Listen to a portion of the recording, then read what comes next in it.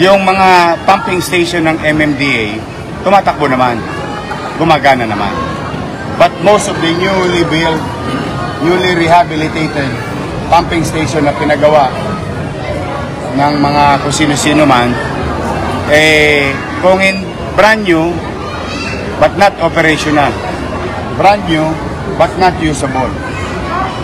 Brand new, but not functioning. So yun ang walang power up. So yun ang, let's call it spade. Hindi gumana ang pumping station na mga pinagawa.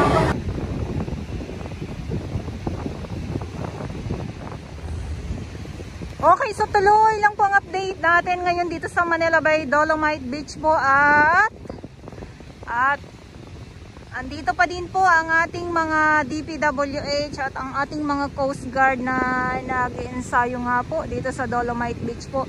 So makulimlim muli ang panahon, makulimlim ang kalangitan at siguradong babagsak na naman po ang ulan. So andito pa din, inuulit ko, ang Dolomite Sun andito pa din po, matatag pa din dahil nga po ay grabe ang pagbaha dito sa Akamay-Nilaan. Ang sinisisi ay ang Dolomite Sun. Ilang taon na po ang Dolomite Sun, lagi na lang sinisisi sa tuwing nabaha dito sa Kamay-Nilaan. Pag sa probinsya, pag bumaha, kanino sisisihin? Sa Dolomite Sun din ba?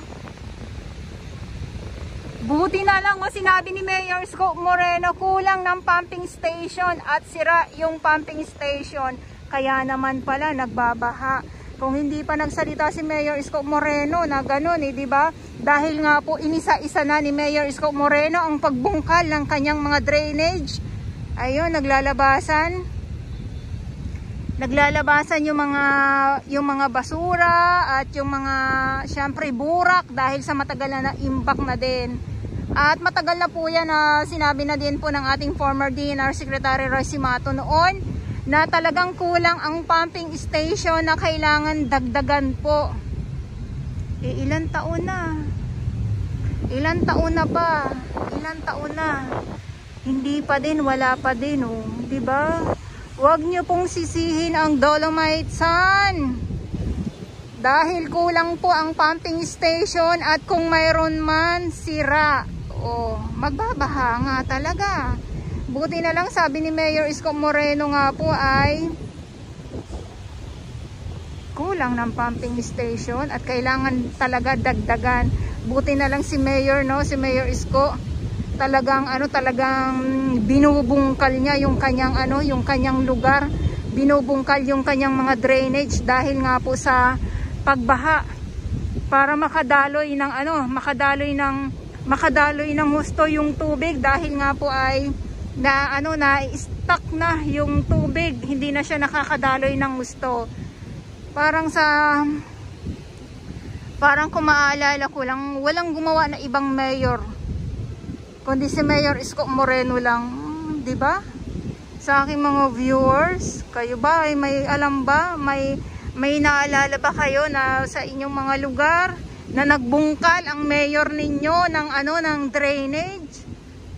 Parang Maynila lang po ng mayor yan. Buti na lang bumalik talaga si Mayor Isko Moreno dito sa Maynila at ang kanyang nasasakupan tuwang-tuwa sa kanyang pagbalik. Dahil nakikita naman talaga ang ginagawa ni Mayor Isko Moreno at bumabang umuli ang Manila. Hindi na babantot. Kaya sinabi din ni Mayor na kulang ng pumping station or sira ang pumping station. Kumbaga dagdagan para hindi ganito na magbaha talaga. Grabe naman yung sanipuwersa ng mga bagyo, di ba? Bagyong Krising, Bagyong Dante, Emong, tapos samahan pa ni Habagat. At ito nga yung kalangitan, madilim na naman. So maraming salamat sa inyong lahat. Pero yung ating Coast Guard, ayan, umaarangkada sila, nandyan, nagpa-practice yan sila. Kanina pa ako nagsasabi na sana ay mawala ang ulan or huminto na dahil sa iba't ibang lugar po sa mga probinsya ay baha po. Mag-ingat po kayong lahat. So dito naman po sa Baywalk, wala na pong baha. At yun dito nga lang sa may drainage ay inaayos para tuloy-tuloy na din po yung daloy ng tubig. Ayan sila. So dito naman nagkakahatakan ng malaking po yan malaking hose. Ayan, nandiyan na dinadaluyan ng tubig. Yan, nandiyan sila.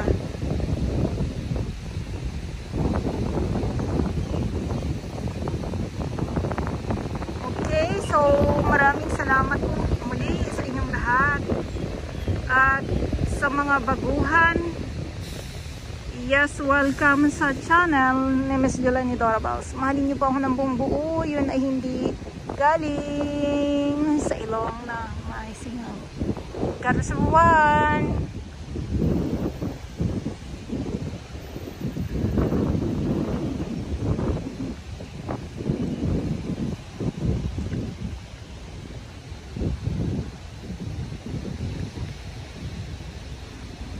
Grabing dilim.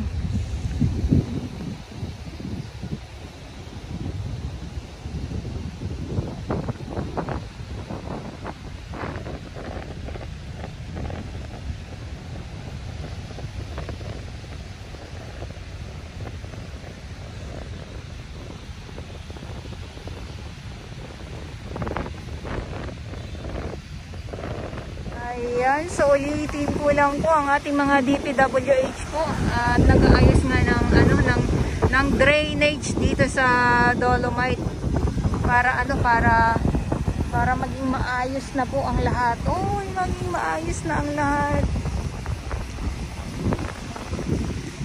Ayan, so iting update ko ngayon dito Friday Pilipinas at ngayon ay July 25, 2025. Good afternoon po sa inyong lahat.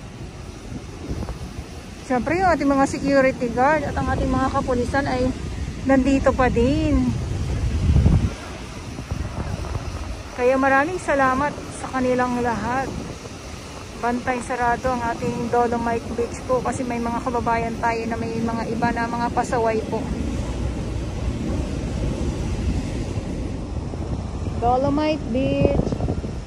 Ito ngayon. Mga bakas ni Bagyong Krising, ni Dante, Bagyong Emong at ni Habagat. Madali naman po ito mawala itong mga nakikita natin ng mga samot-saring mga kalat.